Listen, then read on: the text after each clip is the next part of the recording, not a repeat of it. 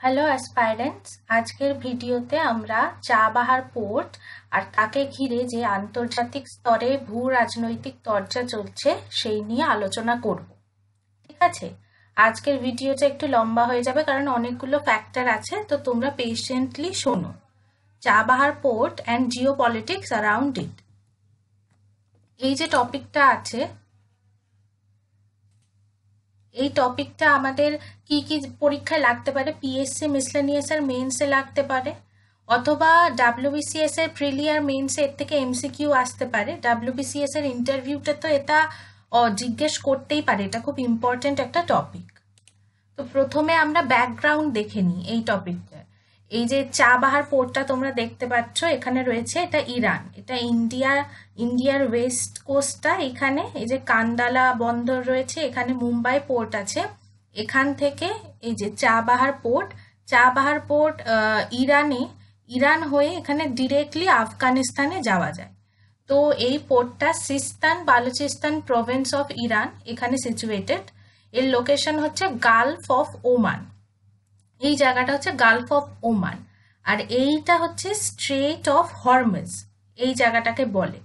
ঠিক আছে, ফার্স্ট এটাকে এই পোর্টটা বানানোর প্রথম পরিকল্পনা হয়েছিল 1973 সালে, কিন্তু তখন বিভিন্ন কারণে ইরানে ইন্টারনাল অনেক প্রবলেম চলছিল বলে তখন বানানো হয়নি। তার পরবর্তীকালে 1979 সালে এর কনস্ট্রাকশন শুরু হয়। Iran India entered into an agreement in 2003 but deterred due to sanction against Iran. মানে ইরান আর ইন্ডিয়া এরা দুজনে এগ্রিমেন্ট করেছিল যে এই পোর্টটার উপর ওরা জয়েন্টলি কাজ করবে, কিন্তু তখন ইরানের এগেনস্টে ইন্টারন্যাশনাল স্তরে, আন্তর্জাতিক স্তরে ইরানের এগেনস্টে অনেক স্যাংশনস ছিল। তাই ইন্ডিয়া আবার এই এগ্রিমেন্ট থেকে ফিরে আসে, তার কারণ ইন্ডিয়া ওই সময় ইরানের সাথে কাজ করলে হয়তো ইন্ডিয়ার এগেনস্টেও অনেক স্যাংশন আসতে পারত। তো পরবর্তীকালে 2016 সালে India entered into the agreement with Iran to build berth and terminals at the port. তো আবার 2016 সালে ওই এগ্রিমেন্টটা করা হয়। আর এছাড়া 2016 সালে আর একটা এগ্রিমেন্ট করা হয়, ট্রাইল্যাটারাল এগ্রিমেন্ট, মানে ত্রিপাক্ষিক চুক্তি। কাদের কাদের মধ্যে? ইন্ডিয়া, আফগানিস্তান আর ইরান, এই তিনটে কান্ট্রির মধ্যে চুক্তি করা হয়। এবং তার ফলে ইন্ডিয়া চাবাহার জাহেদান রেলওয়েজ, এই রেলওয়েটা বানানোর একটা সুযোগ পায়। তো এখন যে প্রবলেমটা হয়েছে সেটাই রেলওয়ে প্রজেক্টের প্রবলেম নিয়ে হয়েছে, সেটাই পোর্ট নিয়ে কিন্তু কোনো প্রবলেম হয়নি, রেলওয়েটা নিয়ে প্রবলেম হয়েছে। তো প্রথমে আমরা দেখে নিই, এই স্লাইডটাতে তোমরা চাবাহার পোর্টের যে ম্যাপটা সেটা দেখতে পাচ্ছ, ইন্ডিয়া, আর এখানে হচ্ছে চাবাহার পোর্ট, আর এখানেই রয়েছে পাকিস্তানের গোয়াদার পোর্ট। আর এই জায়গাটা যেটা দেখছো এটা তো তিবেট, আর এখানটা চায়না, এখানটা আকসাই চীন রিজিয়ন। ঠিক আছে, এখানটা আছে গিলগিট বাল্টিস্তান, আর এটা পিওকে। এই জায়গাগুলো ভালো করে দেখো, এই কারসারটা। এবার চায়না কি করেছে? চায়না এই জায়গা দিয়ে একটা সিপেক বলে রাস্তা তৈরি করেছে। সিপেক, চায়না পাকিস্তান ইকোনমিক করিডোর দিয়ে গদার পোর্টের সাথে কানেক্ট করে দিয়েছে।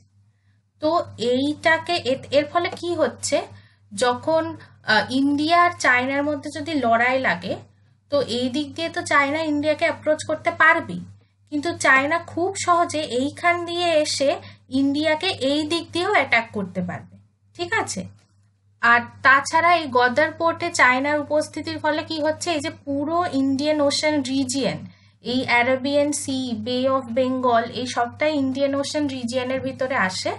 তো ইন্ডিয়ান ওশান রিজিয়ন পুরো এই, এমনকি এই হর্ন অফ আফ্রিকা, এই আফ্রিকা থেকে এই পুরো যে অংশটা, সেখানে চায়না তার উপস্থিতি, তার ডমিনেন্স ফলাতে পারবে।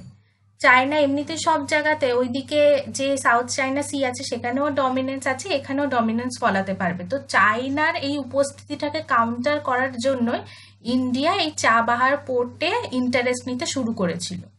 ঠিক আছে, তো এরপরে দেখো ইম্পর্টেন্সগুলো। Bypassing Pakistan, Indian logistics can reach Afghanistan via Iran. তো এখানে বলছে যে আফগানিস্তানে যদি পৌঁছতে হয়, আফগানিস্তান ল্যান্ডলক কান্ট্রি, এর কোনো আউটলেট নেই, কোনো সিতে কোনো আউটলেট নেই। তো আফগানিস্তানে যদি পৌঁছতে হয়, ইন্ডিয়া এদিক দিয়ে পৌঁছতে পারবে না, কারণ এই জায়গাটাকে পাকিস্তান দখল করে রেখেছে। তো ইন্ডিয়ার কাছে একটাই পথ আছে, এরকম ঘুরে ইরান হয়ে আফগানিস্তানে লজিস্টিক্স পৌঁছানো, সেইটা একটা আছে। প্লাস আরেকটা কি, countering China's presence in Gwadar port of Pakistan and along the CPEC, এটা তো আগেই এক্সপ্লেন করে দিয়েছি। এরপরে আর একটা ইন্টারেস্টিং ফ্যাক্টর আছে, সেটা হচ্ছে নর্থ সাউথ ট্রান্সপোর্ট করিডোর। এই করিডোরটা দিয়ে কি হচ্ছে, এখন দেখো যদি ইউরোপে বা রাশিয়ায় যোগাযোগ করতে হয়, তাহলে ইন্ডিয়াকে এইভাবে যেতে হয়, এই পথটা ধরে, এতখানি লম্বা পথ ধরে ইন্ডিয়াকে যেতে হয়, ঠিক আছে। সেখানে কি, প্রথমে অ্যারাবিয়ান সি দিয়ে এলো, দিয়ে এটা Gulf of Aden, Gulf of Aden থেকে এটা বাবেল মানদেব, এখান থেকে যায় এই রেড সি থেকে সুয়েজ ক্যানাল হয়ে ভূমধ্য সাগর, মেডিটেরেনিয়ান সি, সেখান থেকে জিব্রাল্টার প্রণালী হয়ে ইংলিশ চ্যানেল হয়ে, সেখান থেকে নর্থ সি থেকে বাল্টিক সি হয়ে গালফ অফ ফিনল্যান্ড হয়ে তারপরে রাশিয়ায় পৌঁছয়।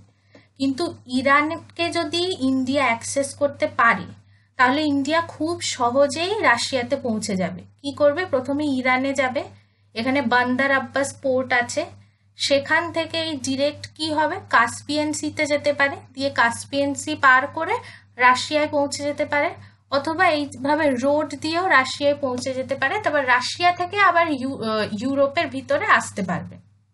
এতে কি হবে, এই জায়গাটা দেখো, এই জায়গাটায় দিজিবাউতি বলে বা জাবৌতি বলে একটা দেশ আছে, সেই জাবৌতিতেও চায়না নিজের বেস বানিয়েছে।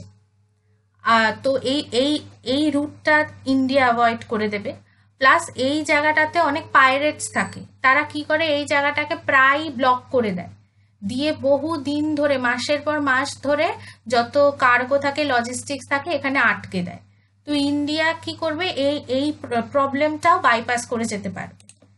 এখানে দেখো এই কারেন্ট রুটটা লেখা রয়েছে, এখন কিভাবে এই রুটটা দিয়ে যায়, Arabian Sea, Gulf of Aden, Bab el Mandeb, Red Sea, Suez Canal, Mediterranean Sea, এইভাবে।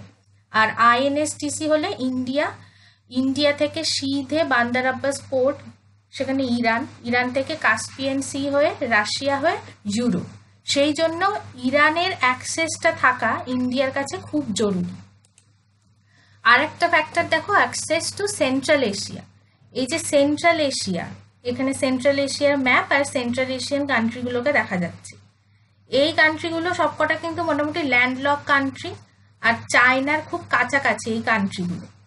এই জায়গাগুলোতে পৌঁছানোর জন্য ইন্ডিয়াকে কিভাবে পৌঁছতে হবে, ইন্ডিয়ার কাছে যদি ওই আফগানিস্তানের উপরের অংশটা থাকতো, গিলগিট বাল্টিস্তান অংশটা থাকতো, তাহলে ও হয়তো ডিরেক্ট যেতে পারতো এই জায়গাটা দিয়ে। কিন্তু এখন ওই জায়গাটা পাকিস্তান ক্যাপচার করে নিয়েছে। এই দেখো, এই যে ইন্ডিয়ার ম্যাপ আমরা যেভাবে আঁকি, এই যে আকসাই চীন এরিয়া, এই জায়গাটা গিলগিট বাল্টিস্তানের এরিয়া, এই এরিয়াগুলো যেহেতু শত্রু দেশ ক্যাপচার করে নিয়েছে, তাই এখানে পৌঁছতে হলেও কি করতে হবে, ইরান থেকে আফগানিস্তান হয়ে এই দেশগুলোতে পৌঁছতে পারবে। আর স্পেশালি এই যে তাজিকিস্তানে পৌঁছতে পারবে, কারণ তাজিকিস্তানে ইন্ডিয়ার একটা এয়ার বেস আছে, ফাকরোর এয়ার বেস আছে। তো চায়নার সাথে কোনোদিনও যদি যুদ্ধ লাগে, তখন এই তাজিকিস্তানের এয়ার বেস থেকে চায়নাকে অ্যাটাক করতে পারবে। আর তাছাড়া এখানে আরো কতগুলো প্রজেক্ট তৈরি হচ্ছে, হেরাত টু মাজারি শরীফ রেলওয়ে আফগানিস্তান, এই পুরোটাই আফগানিস্তানে। এইটা তৈরি হয়ে গেলে কি হবে, এই যে ইরান থেকে আফগানিস্তানে যেটা, আফগানিস্তান থেকে একদম সেন্ট্রাল এশিয়ায় এই রেলওয়ে দিয়ে পৌঁছে যেতে পারবে। তো বোঝা গেল কারেন্ট সিচুয়েশনে কি হয়েছে, Iran has dropped India from the Chabahar জিহাদে railway project and China has entered into the equation. China কিন্তু বরাবরই প্রেজেন্ট ছিল ওইখানে, কিন্তু এখন খুব অ্যাক্টিভলি পার্টিসিপেট করা শুরু করে দিয়েছে। এখানে দেখতে পাচ্ছ, এই যে 14 জুলাই এটা ORF এ পাবলিশ হয়েছে, সেখান থেকে আমি এটা নিয়েছি। এর কতগুলো কারণ আছে। প্রথম কারণ হচ্ছে ইউএস ফ্যাক্টর। ইউএস কি করেছে, in 2015 Iran and P5+1 countries signed joint comprehensive plan of action. তাতে কি বলা ছিল, Iran will curb its nuclear proliferation. Nuclear প্রলিফারেশনকে বাংলায় বলা যেতে পারে পারমাণবিক শক্তির বিস্তার বা পারমাণবিক শক্তির বৃদ্ধি। এই যে এই ডিলটা হয়েছে, এই ডিলে বলা ছিল যে ইরান তার পারমাণবিক শক্তি আর বৃদ্ধি করবে না। কিন্তু 2018 সালে US unilaterally withdrew from the deal and imposed economic sanction and military threat on Iran। 2018 সালে হঠাৎ করে ইউএস কি করেছে, এই ডিলটা ব্রেক করে দিয়েছে, দিয়ে ইউএস ইরানের উপর অ্যালিগেশন এনেছে যে ইরান এই ডিলে যা যা বলা হয়েছিল সেগুলো মানছে না, ইরান এখনো নিজেদের পারমাণবিক শক্তি বিস্তার করেই চলেছে। তো ইউএস সেজন্য কি করেছে, এই ডিলটা ব্রেক করে দিয়েছে। ব্রেক করে দিয়ে কি করেছে, ইরানের উপরে ইকোনমিক স্যাংশন ইম্পোজ করে দিয়েছে, মানে ইরানের সাথে যাতে অন্যান্য দেশরা ব্যবসা না করতে পারে, ইরানের যাতে অনেক অর্থনৈতিক ক্ষতি হয়ে যায় সেই রকম ব্যবস্থা করেছে। আর প্লাস মিলিটারি থ্রেট তো আছেই, যে কিছু হলে ইরানকে ইনভেড করে দেবো, এটা সারাক্ষণই ইউএস বলতে থাকে। আর শুধু কিন্তু ডোনাল্ড ট্রাম্প না, ডোনাল্ড ট্রাম্পের আগে যে ব্যারাক ওবামা ছিলেন উনিও ইরানের এগেনস্টেই ছিলেন, এবং আমাদের যে তখন প্রধানমন্ত্রী ছিলেন ডক্টর মনমোহন সিং, ওনার উপরে ব্যারাক ওবামা রীতিমতো প্রেশার ক্রিয়েট করেছিলেন, এবং তার ফলে কি করেছিল, ইন্ডিয়া ইরান থেকে যত অয়েল ইম্পোর্ট করতো সেই ইম্পোর্ট পুরো কাট ডাউন করে দিয়েছিল, জিরো ডাউন অয়েল ইম্পোর্ট। এবার দেখে নাও যে P5+1 কান্ট্রি কাকে বলে, US, China, Russia, France, UK, আর এই 1 হচ্ছে জার্মানি। এইটা হচ্ছে P5 কান্ট্রি আর এটা হচ্ছে জার্মানি। সেকেন্ড ফ্যাক্টরটা হচ্ছে সৌদি আরেবিয়া ফ্যাক্টর। দেখো, সৌদি আরেবিয়া হচ্ছে একটা সুন্নি ডমিনেটেড কান্ট্রি আর ইরান হচ্ছে একটা শিয়া ডমিনেটেড কান্ট্রি। শিয়া আর সুন্নি হচ্ছে ইসলামেরই দুটো সেক্ট। এবার এরা দুজন একে অপরের সাথে সারাক্ষণ লড়তে থাকে। These two countries are fighting a cold war to establish hegemony over West Asia। যে মুসলিম, যে পুরো ওয়েস্ট এশিয়ায় যে মুসলিম ডমিনেটেড এরিয়া যেটা রয়েছে, যতগুলো দেশ রয়েছে, সেই দেশগুলোর উপরে নিজেদের আধিপত্য বিস্তারের জন্য এরা একে অপরের সাথে লড়াই করে, এবং কখনো কখনো অন্যান্য দেশগুলোকে নিজেদের সাথে নিয়ে নেয়, অন্যান্য দেশের উপর অ্যাটাক করে দেয়। এদের these two countries fund terror groups and separatists in other countries to counter each other। অন্যান্য দেশের মাটিতেও এরা লড়াই করে, কিভাবে, ওখানে যে সেপারেটিস্ট গ্রুপগুলো আছে বা যে টেরর গ্রুপগুলো আছে তাদেরকে এরা টাকা পয়সা দিয়ে, তারপরে অস্ত্র শস্ত্র দিয়ে ফান্ডিং করে তাদেরকে লড়াই করে। US is an ally of Saudi. এবার সৌদি আরেবিয়াকে ইউএস সাপোর্ট করে, তো ইউএস যাকেই সাপোর্ট করবে, চায়না আর রাশিয়া তো তার শত্রুপক্ষকে সাপোর্ট করবেই। So Iran will naturally incline towards China and Russia, আর এখানে ঠিক তাই হচ্ছে। এরপরে রয়েছে India China rivalry. To counter China's economic and military aggression in Indian Ocean region and South Asia, India is inclining towards US। দেখো, অনেক দিন পর্যন্ত কিন্তু ইন্ডিয়া, ইউএস, চায়না এই দুটোকে ব্যালেন্স করে চলার চেষ্টা করছিল, কিন্তু এখন চায়না এত অ্যাগ্রেসিভ হয়ে গেছে যে বাধ্য হয়ে ইন্ডিয়া ইউএস এর দিকে ঝুঁকে যাচ্ছে, আর এটাকে চায়না খুব ভালোভাবে নিচ্ছে না। আর তার ফলে কি হচ্ছে, চায়নার যত বন্ধু দেশ আছে তারাও ইন্ডিয়াকে আস্তে আস্তে দূরে সরিয়ে দিচ্ছে। Most of the raw materials to build the railways infra was being supplied by EU countries. They stopped supply due to the fear of US sanctions। 2018-তে যখন ওই P5+1 ডিল থেকে ইউএস বেরিয়ে এলো, তারপরে ইউএস ইরানের উপর অনেক স্যাংশন ইম্পোজ করেছে, আর অন্যান্য দেশদেরও ইউএস ওয়ার্নিং দিয়েছে যে তোমরা যদি ইরানকে সাপোর্ট করো তাহলে তোমাদের উপরেও ওই রকম স্যাংশন ইম্পোজ করা হবে। এবার ইউএস কি করেছিল, ইন্ডিয়াকে বলেছিল যে ঠিক আছে, ইন্ডিয়া ওখানে পোর্ট বানাচ্ছে, ইনফ্রাস্ট্রাকচার বানাচ্ছে, ইন্ডিয়ার উপর কোনো রকম স্যাংশন ইম্পোজ করবো না। কিন্তু ইন্ডিয়া যাদের থেকে র মেটেরিয়াল নিচ্ছিল, নিয়ে ইরানে সাপ্লাই দিচ্ছিল, তারা ভয় পেয়ে গেছে। তারা ভাবছে যে ইউএস তো ইন্ডিয়াকে ছাড়পত্র দিয়েছে, আমাদের তো ছাড়পত্র দেয়নি, তাহলে আমাদের উপরে স্যাংশন ইম্পোজ করে দেবে ইউএস। সেই জন্য তারা কি করেছে, সাপ্লাই দেওয়া বন্ধ করে দিয়েছে। তারপর আর একটা হচ্ছে Iran was already a part of China's belt and road initiative, যে ওয়ান বেল্ট ওয়ান রোড তৈরি করছে চায়না, সেখানে ইরান আগে থেকেই সাইন করে নিয়েছিল, কারণ চায়না এত টাকা পয়সা দিচ্ছে সেগুলোকে ইরানের মতো দেশ মানা করতে পারে না। India could not release fund two Iran in time, India ঠিক মতো টাকা দিতে পারেনি, এটা ইরান বলেছে। ইরান বলেছে যে ইন্ডিয়া টাকা দিতে এত দেরি করছিল বলে ওদেরকে আমরা প্রজেক্ট থেকে ড্রপ করে দিয়েছি, দিয়ে আমরা নিজেরাই অন্যান্য জায়গা থেকে নিজেরা টাকা জোগাড় করে এই রেলওয়ে প্রজেক্ট বানাবো। আর শেষে কি করেছে, China has offered $400 billion for 25 years strategic and military partnership. China এই জায়গাটায় ঢুকে পড়েছে, একটা যে ভ্যাকিউম ক্রিয়েট হয়েছে এই জায়গাটায় ঢুকে পড়ে এই টাকাটা অফার করে দিয়েছে। এবার এই যে লামসাম অ্যামাউন্টটা অফার করেছে, এটা ইরানের মতো দেশ, যে ইরানে প্রচুর যুদ্ধ বিগ্রহ হতেই থাকে, তো সেই রকম একটা দেশ যাদের টাকার খুব দরকার, যাদের গ্রোথের খুব দরকার, তারা এইটাকে কখনোই মানা করতে পারেনি। তাই তারা চায়নার যে ডিল সেটাতেই হাত মিলিয়ে নিয়েছে। এর ফলে কি হচ্ছে, এর ফলে যেগুলো হচ্ছে, এক্সপার্টস যারা ইন্টারন্যাশনাল অ্যাফেয়ার্সের যারা এক্সপার্ট, তারা বলছে by agreeing to China's deal Iran is signing up for colonization of the country.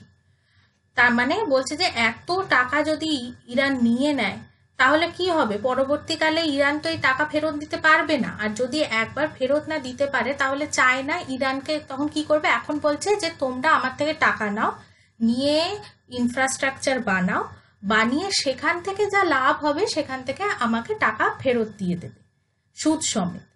কিন্তু যদি ফেরত দিতে না পারে তখন কি করবে, চায়না বলবে তাহলে পুরো ইনফ্রাস্ট্রাকচারটাই আমাদের দিয়ে দাও, পুরো পোর্টটা আমাকে দিয়ে দাও, রেল লাইনও আমাকে দিয়ে দাও, আর যা যা ইনফ্রা বানিয়েছো সবকিছু আমাদেরকে দিয়ে দাও। এটা একটা কলোনাইজেশনের ওয়ে। দ্বিতীয় যেটা বলছে যে India's easy option access to central Asia, Afghanistan and Europe goes to China. বলছে যে ওই যে আমরা পড়লাম INSTC, তারপরে আরো যে রোড তৈরি হয়েছিল, ওগুলো একবার যদি ইরানকে অ্যাক্সেস করতে পেরে যায় তাহলে খুব সহজে ওই অ্যাক্সেসগুলো চায়না পেয়ে যাবে। আর থার্ড যেটা, Afghanistan will come under pressure to join China Pakistan nexus. Till now, Afghanistan has been an all-weather ally to India. এতদিন অবধি আফগানিস্তান কিন্তু ইন্ডিয়াকে সাপোর্ট করত, কিন্তু দেখো আফগানিস্তানের একদিকে রয়েছে পাকিস্তান, একদিকে রয়েছে ইরান, আর অন্যদিকে রয়েছে চায়না। এবার পাকিস্তান তো আগে থেকেই চায়নার দিকে ঘেঁষে রয়েছে, ইরানও যদি চায়নার দিকে ঘেঁষে যায় তাহলে বাধ্য হয়ে আফগানিস্তানকে নিজের স্বার্থেই চায়নার দিকে ঘেঁষে যেতে হবে। আফগানিস্তান এমন নয় যে ইন্ডিয়ার এগেইনস্টে যার জন্য চায়নার দিকে ঘেঁষবে, কিন্তু আফগানিস্তানকেও তো নিজের ইন্টারেস্টটা দেখতে হবে, সেজন্য ও চায়নার সাথে ওই হাত মিলিয়ে নেবে। তো ওয়ে ফরওয়ার্ড কি, এখন কি করা যেতে পারে এই সিচুয়েশনটা থেকে বেরোনোর জন্য ইন্ডিয়া কি কি করতে পারে? বলছে যে this can be considered as a diplomatic failure on ইন্ডিয়ার side. India should not kowtow to US. বলছে যে ইন্ডিয়ার এখন ইউএস এর স্যাংশনকে ভয় পেলে চলবে না। Talk to Iran and release fund for the project as early as possible. বলছে যে ইউএসকে ভয় পেলে চলবে না, বরং ইরানের সাথে ইন্ডিয়ায় যেন নিজে ইন্টারেস্ট দেখায় ইরানের সাথে ডিলটা সাইন করার জন্য, এবং যত তাড়াতাড়ি সম্ভব ফান্ড রিলিজ করে দিক ইরানকে। আর দ্বিতীয় যেটা বলছে যে US should recognise the importance of Chabahar project and the Chabahar Zahedan railway to counter China's dominance on Asian soil. তার মানে হচ্ছে যে ইউএস এরও বোঝা উচিত যে ইরানের চেয়ে বড় শত্রু হচ্ছে চায়না। তো চায়নাকে যদি কাউন্টার করতে হয় তাহলে ইরানকে অন্তত কিছুটা সাপোর্ট দিতে হবে। আর ইউএস যদি ডিরেক্টলি ইরানকে সাপোর্ট না করতে চায়, কারণ ওইদিকে সৌদি আরেবিয়া আছে ইরানের ভালো বন্ধু, সে আবার রেগে যাবে। তো যদি ইউএস ডিরেক্টলি সাপোর্ট নাও করতে চায়, অন্তত ইন্ডিয়াকে যাতে ইউএস এই ছাড়পত্রটা দেয় যে সে ইরানকে সাপোর্ট করুক, কারণ আলটিমেটলি যদি চায়না ডমিনেটেড হয়ে যায়, চায়না ডমিনেটিং হয়ে যায় এশিয়াতে, তাহলে ইরান থাকলো কি না থাকলো সেটা খুব বড় ব্যাপার নয়। ঠিক আছে। ও তার আগে বলে দিই যে আগের দিন একটা ভিডিও বানিয়েছিলাম, সেখানে বলেছিলাম যে ইউএস অনেক স্টুডেন্ট ভিসা ক্যান্সেল করে দিচ্ছে। তো আবার কালকে খবর পাওয়া গেছে যে ওই যে স্টুডেন্ট ভিসা M1 আর F1 যে ভিসাগুলো ছিল সেগুলো ক্যান্সেল করার যে সিদ্ধান্তটা নিয়েছিল সেটাকে রিট্রিট করেছে, মানে ইউএস এখন বলেছে যে স্টুডেন্ট ভিসা ক্যান্সেল করা হবে না। ঠিক আছে, তো আজকের এখানেই শেষ হলো। তোমাদের যদি কোনো সাজেশন থাকে তো প্লিজ বলো, আর এই ভিডিওটাকে লাইক করে দাও, শেয়ার করে দাও, আর চ্যানেলটা প্লিজ সাবস্ক্রাইব করে দাও যদি না করে থাকো। Thank you so much.